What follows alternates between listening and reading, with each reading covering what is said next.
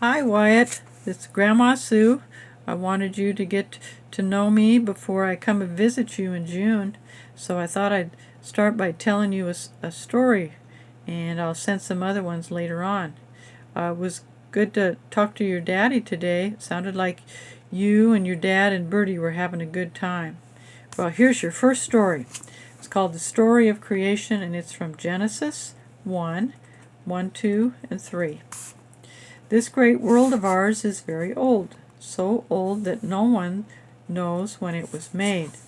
But long before there was any earth or sun or stars, God was living, for God always was. And long, long ago God spoke, and the earth and the heavens were formed.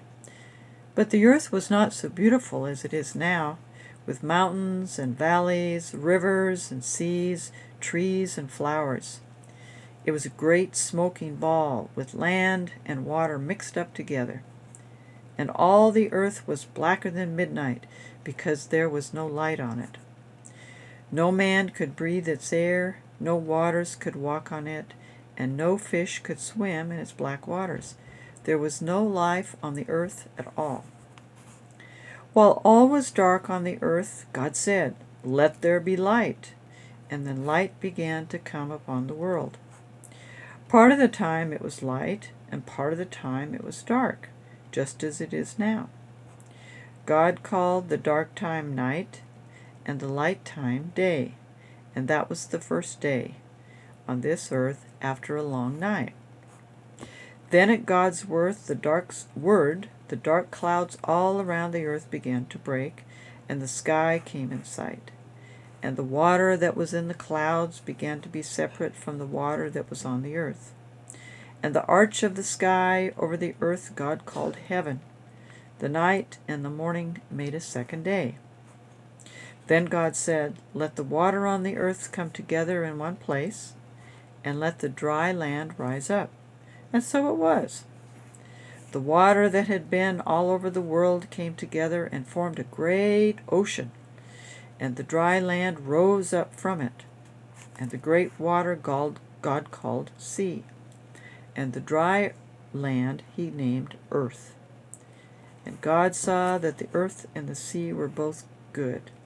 Then God said, "Let grass, trees, flowers, and fruits grow on the earth."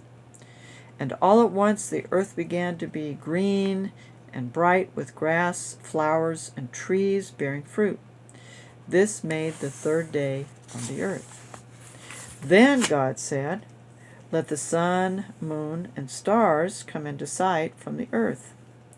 So the sun began to shine by day, and the moon and the stars began to shine in the night.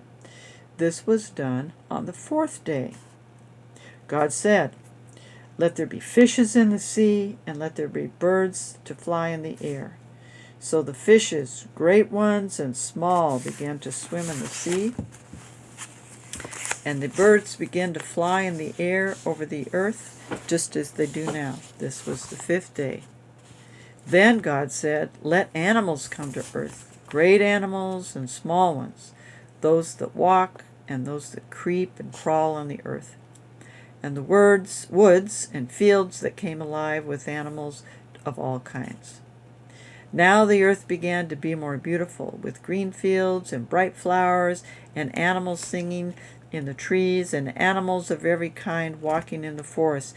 Even dogs like Bertie were walking around. But there were no people in the world, no cities or houses, and no children playing under the trees.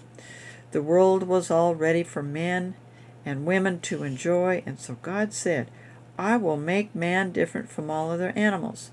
He shall stand up and have a soul and shall be like God. He shall be the master of the earth and all that is on it."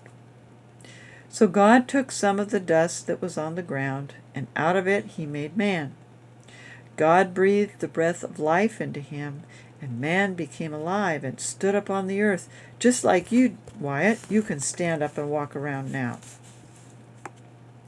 So the man God had made might have a home. God planted a beautiful garden on the earth at a place where four rivers met.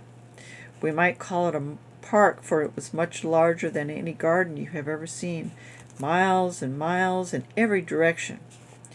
In this garden, God planted trees, caused grass to grow, and made flowers to bloom. This was called the Garden of Eden.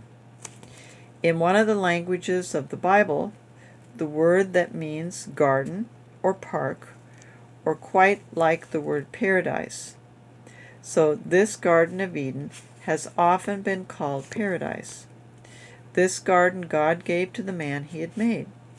He told him to take care of it, to gather the fruits on the trees and the plants, and to live on them.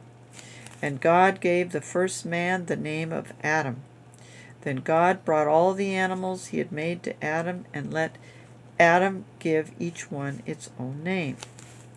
Adam was all alone in the beautiful garden God had made for him, and God said, "It is not good for man to be alone. I will make someone to be with Adam and to help him."